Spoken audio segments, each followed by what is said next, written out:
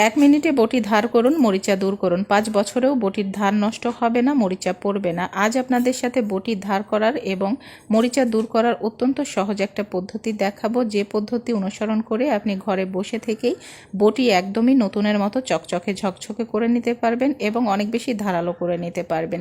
প্রথমেই দেখাচ্ছি বটির মরিচা দূর করার পদ্ধতি। বটিটা দেখে নিশ্চয়ই বুঝতে পারছেন কতটা বেশি মরিচা ধরেছে এবং দাগ পড়ে গেছে।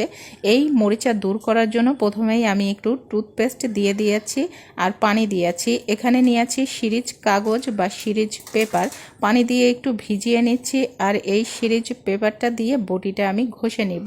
টুথপেস্ট দেওয়ার কারণে কিন্তু এর থেকে ময়লাটা খুব সহজেই উঠে আসবে।